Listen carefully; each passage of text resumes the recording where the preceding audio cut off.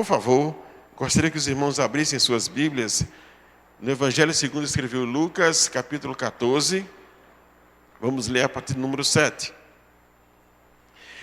Verso 7 diz assim: reparando como os convidados escolhiam os primeiros dos lugares, propôs uma parábola. Quando por alguém fores convidado para um casamento, não procures o primeiro lugar, para não suceder que, havendo um convidado mais digno do que tu, vindo aquele que te convidou, e também a ele te diga, dá o lugar a este, então irás envergonhado ocupar o último lugar. Pelo contrário, quando fores convidado, vai tomar o último lugar, para que quando vier o que te convidou e te diga, amigo, senta-te mais para cima, ser-te-á isso uma honra, diante de todos os mais convivas. Pois todo que se exalta será humilhado, e que se humilha será exaltado. Disse também o que eu havia convidado, quando deres um jantar, uma ceia, não convides os teus amigos, nem os teus irmãos, nem teus parentes, nem vizinhos ricos, para não suceder que eles, por sua vez, te convidem, e sejas recompensado. Antes, ao dares o banquete, convida os pobres, os aleijados, os coxos e os cegos, e serás bem-aventurado, pelo fato de não terem eles com quem recompensar-te. A tua recompensa, porém, tu a receberás na ressurreição dos justos. Ora, ouvindo tais palavras, uns que estavam com ele à mesa, disse-lhe, bem-aventurado aquele que comer pão no reino de Deus. Vamos parar aqui. Irmãos, o contexto do capítulo 14 está falando de uma realidade que aponta para uma celebração. Aqui estamos falando de comida, uma festa de casamento, de momento de alegria. Nós podemos identificar que a Bíblia está apontando aquilo que nós poderíamos chamar do triunfo da igreja, quando no reino dos céus ela vai celebrar as bodas do Cordeiro. Porque todo esse contexto, Jesus está tratando exatamente desse momento escatológico que vai acontecer. Essa é uma realidade. A Bíblia nos coloca a igreja como o casamento das 10 virgens com o noivo. Apocalipse aponta para essa realidade. Portanto, Jesus, nesse cenário, passa também a nos ensinar a partir dessa perspectiva. E precisamos identificar que a igreja surge para uma missão, e que essa missão ela quebra paradigmas. Por exemplo, nós temos que pensar que nós já existimos para a eternidade. E o que fazemos aqui só vale a pena se for na perspectiva da eternidade. C.S. Lewis tem uma frase muito interessante, ele diz assim, tudo que não é eterno é eternamente inútil. Portanto, eu e você precisamos entender e aprender e assumir uma posição que estaremos diante do Senhor. Paulo trabalha também essa questão da perspectiva do galardão. Esse texto está falando também de recompensa na ressurreição. Queridos, o Evangelho, ele quebrou o paradigma da morte. Portanto, para os crentes no Senhor, a Bíblia não nos considera dessa passagem como morte, mas como um período de descanso, ou aqueles que dormem no Senhor. Não existe mais morte. O que faremos e deveremos fazer, precisa pensarmos a partir da eternidade. O autor daquele livro, Evangelismo, uma coisa que você não pode fazer no céu, ele tem uma frase muito interessante, ele diz assim, daqui a 300 milhões de anos, ou daqui a 500 milhões de anos, daqui a 1 bilhão de anos, o que é que vai importar? Porque nós vamos continuar existindo como igreja do Senhor. A única coisa que vai importar é aquilo que fizemos para o reino. Nós somos redimidos, transportados, e Pedro diz que nós temos uma função exclusiva, comunicar aquele que nos tirou das trevas para a sua maravilhosa luz. Essa é a perspectiva de sermos um reino sacerdotal, uma nação santificada chamada igreja, para essa missão. E Jesus nos orienta, irmãos, a pensarmos, porque nesse dia, eu não sei se os irmãos pensam, mas eu vivo pensando nesse dia, como é que se será tratado. A ciência da natureza diz que nós nascemos, crescemos, reproduzimos e morremos, mas isso não vale mais para a igreja. A vitória de Cristo, ele já anulou a morte. Portanto, o nosso planejamento não é como eu chegarei aos 90. Na verdade, nós não podemos ter um projeto de vida, nós temos que ter um projeto de morte. Qual é o meu objetivo? Que quando eu concluir essa fase, e estarei com o Senhor, e Paulo tem essa perspectiva. Aliás, quando Paulo escreve aos Filipenses, irmãos, Paulo está dizendo que estar com o Senhor é incomparavelmente melhor. E pelo altruísmo que ele aprende com Jesus, ele decide permanecer na carne para servir a igreja. Nós não temos nenhuma dúvida que ele está falando uma verdade e uma verdade absoluta. Qual é a nossa perspectiva, irmãos, no serviço do Reino de Deus, quanto ao processo do reconhecimento? Para que vivemos e qual é o nosso projeto de vida? O que vai importar os nossos PhDs e os nossos bens da perspectiva da eternidade? Pois tais conquistas, elas não têm nenhum valor. Nada trouxemos e nada levaremos. A nossa sociedade, considerada antropocêntrica, ela praticamente está estabelecendo paradigmas do pensamento que impõem uma regra de vivermos para o bem-estar, que não estou dizendo que isso seja ruim, eu estou dizendo que nós não temos mais uma estadia permanente aqui, e nem tampouco a minha vida encerra aqui. Um dos textos impactantes daqueles de atitudes de pessoas, e aí eu quero lembrar aqui a atitude de uma mulher chamada Maria, que os textos correlatos tratam, que ela entra, e ela traz nardo puro no vaso, ela quebra e derrama sobre Jesus. E essa atitude ela não é nem compreendida pelos discípulos, que a consideram sua atitude um desperdício. Ao final desse episódio, Jesus tem que fazer uma intervenção, e Jesus faz o seu reconhecimento. O que ela fez, enquanto for pregado o Evangelho, será lembrado para a sua memória. Portanto, eu e você iremos levar a nossa memória, que é a nossa história. Durante o tempo que passarmos na missão, na peregrinação, na perspectiva de Abraão, de que tem uma promessa de uma terra, e essa terra não é aqui, pois Paulo diz, nós esperamos o Senhor, a sua manifestação, novos céus e nova terra, no qual habita a justiça. Portanto, a igreja existe para uma missão. Como você chegará diante do Senhor e que você espera ouvir dele? Você tem que viver para isso. Nós não temos que viver para satisfazer desejos, pensamentos, seja de quem for, pois temos uma missão. Lucas capítulo 9, irmãos, trata que Jesus tem um diálogo com 3 pessoas. 2 são voluntários para a missão e o terceiro ele convoca. Segue-me. E o jovem diz assim, mas permita-me sepultar meu pai. Temos que entender 2 coisas. Primeiro, ele estava viajando para Jerusalém e não havia morte do seu pai. A prática judaica, você tem que servir os pais até a morte. Você vai receber honra da comunidade. Jesus responde que a missão é imperativa a qualquer tradição, por melhor que seja. E qual é as tradições que estão impondo uma regra e que sobrepõem a missão da igreja?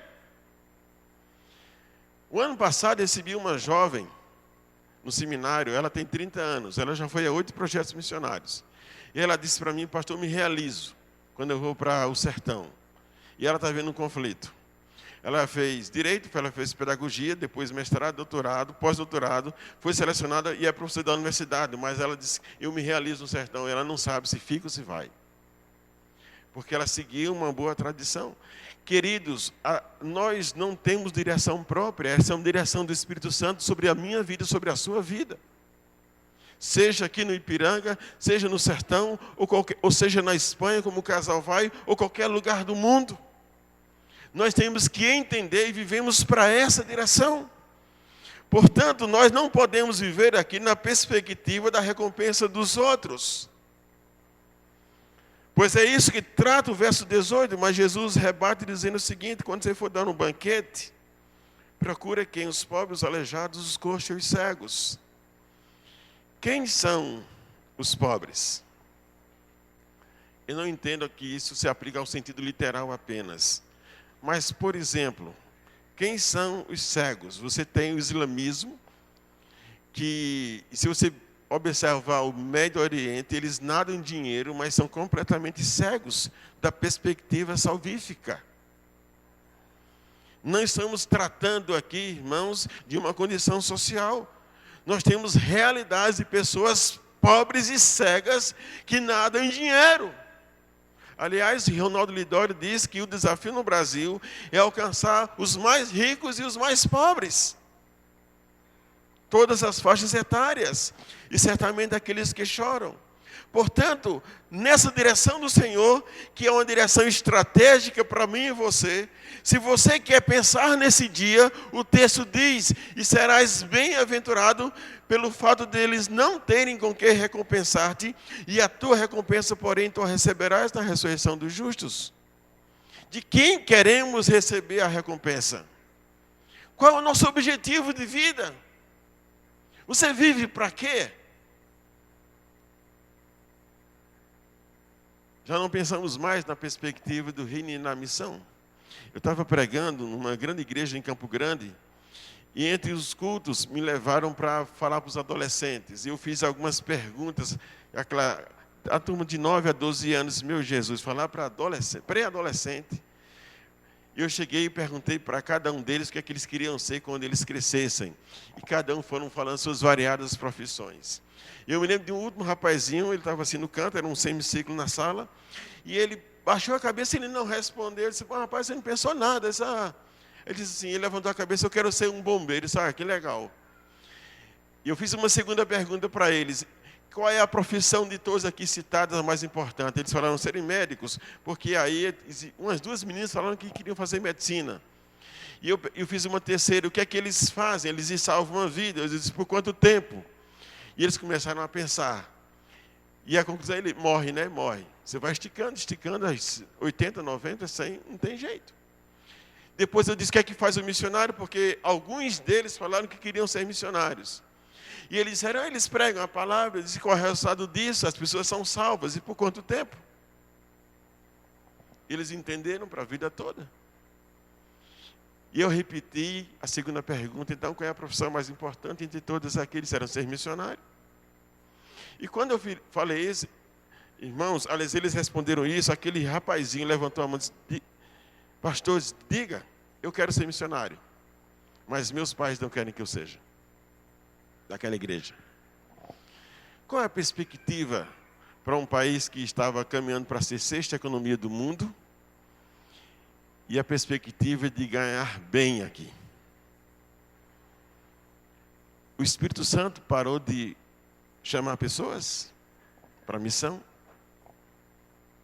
Eu sei que como os pais nós queremos o melhor, mas qual é o melhor para os nossos filhos? Jesus disse para aquele moço, sepultar honras terrenas, qualquer um pode fazer.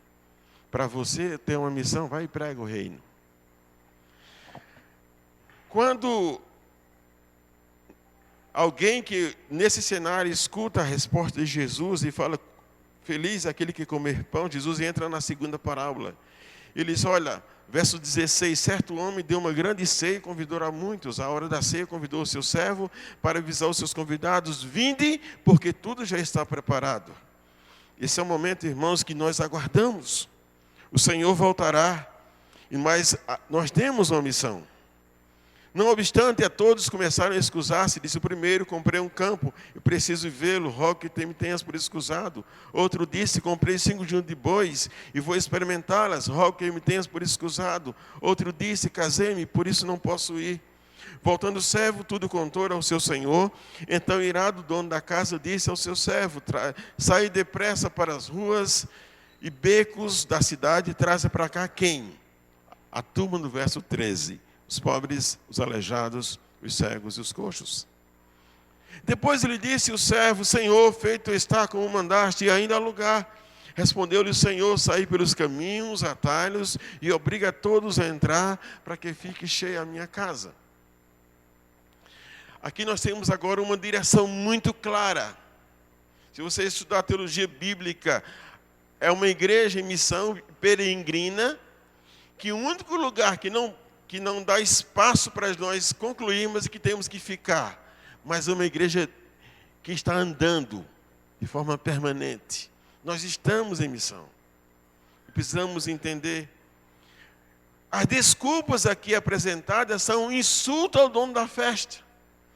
E parece que o texto já está retratando uma sociedade antropocêntrica e hedonista, que estão muito mais preocupados com o seu consumo do que a perspectiva da eternidade. No capítulo 12 de Daniel, irmãos, é uma verdade muito grande. Quando Deus fala ao seu profeta, ele diz: olha, muitos dos que dormem no pó da terra, alguns ressuscitarão para a vida eterna e outros para o horror eterno e para a vergonha eterna. Queridos, esse dia chegará para todos os homens. Todos os governos são temporários, mas o reino subsistirá para todos sempre. Nós já pertencemos a esse reino. Como queremos gastar o nosso tempo, a nossa inteligência, a nossa força e os nossos recursos? Certamente aqueles que estão nos sertões, nas aldeias, nunca terão holofotes. Aliás, a maioria da igreja nunca vai saber do que eles fizeram. Nos becos, nas ruas, nas favelas. Porque isso não dá ibope, nem no mundo evangélico e pior, nem lá fora. Nós fomos chamados. De quem queremos a recompensa? Viva para esse dia. Se esforce para esse dia. De todas as biografias missionárias, eu queria lembrar de uma. David Brainerd. Aquele jovem que acaba o curso seminário mais ou menos com 22 anos e resolve proclamar o evangelho entre os povos indígenas americanos. Sofre e sofre muito. E ele abre mão de tudo. Até mesmo da perspectiva de casar-se com a filha do pastor Jonathan Edwards. E por conta do seu ambiente frio, calor, escassez, ele adoece e sabe que vai morrer. Mas ele ora pedindo a Deus que até o último dia ele se esforce. E quer ser uma chama viva para cada etnia. 5 anos ele passa. Nos seus últimos dias, os índios têm que carregar. Ele não consegue mais pregar em pé, ele prega sentado. Depois ele não consegue mais pregar sentado, ele prega deitado. E vai falecer na casa do pastor Jonathan Edwards. E ele carrega um diário. A vida de David Brainerd, irmãos, ele vive 5 anos. Ele morre aos 29. Ele foi tolo. Ele perdeu a vida. Qual será a sua recompensa? A verdade é que quando Jonathan Edwards lê a biografia desse jovem pastor missionário que morre tão cedo, ele é impactado. E não apenas. Há um movimento, o Irmã Cara e tantos outros, quando leem a biografia desse jovem, que o mundo nunca conheceu, há um movimento de avivamento, há um movimento de missões. Porque simplesmente alguém percebeu a direção, de alcançar os pobres, os cegos, os aleijados e os coxos. Porque os pobres nada veem, os coxos ou paralíticos não se casam, os pobres nada podem comprar, porque eles choram e clamam por salvação. Eles são preocupados. Irmãos, a mensagem que Jesus ressuscitou, da ressurreição e que todos se arrependam, precisamos comunicar. Entendam bem, o islamismo acredita, com seu mais de 1 bilhão de seguidores, numa perspectiva de uma autojustificação para seguir uma doutrina que não vai levar a nada. Os hindus aqui acreditam no processo da reencarnação, que também são mais de 1 bilhão, por não desconhecer, por não saberem a mensagem da ressurreição. Acreditam que nesse processo de evolução, eles vão se reencarnar em animais, em ratos, em macacos, na vaca. No kardecismo, há uma diferença do hinduísmo. Para o espiritismo, é porque no hinduísmo você se reencarna em qualquer coisa, ser vivente. No espiritismo é em pessoas. Essa é uma mensagem que pelo menos 3 bilhões desse planeta, de que Jesus ressuscitou e venceu a morte, e que Ele tem vida para dar a todos os homens, ela não pode ser terceirizada. Até os anjos gostariam, mas esse é o privilégio meu e seu, de sermos embaixadores e cooperadores de Deus. Oremos. Pai, que o Senhor nos ajude a compreender que vivemos para Ti, unicamente para Ti, e que todos os nossos esforços e os nossos recursos sejam canalizados não para nós mesmos, mas para o louvor da glória de Jesus. Assim nós oramos, em nome de Jesus.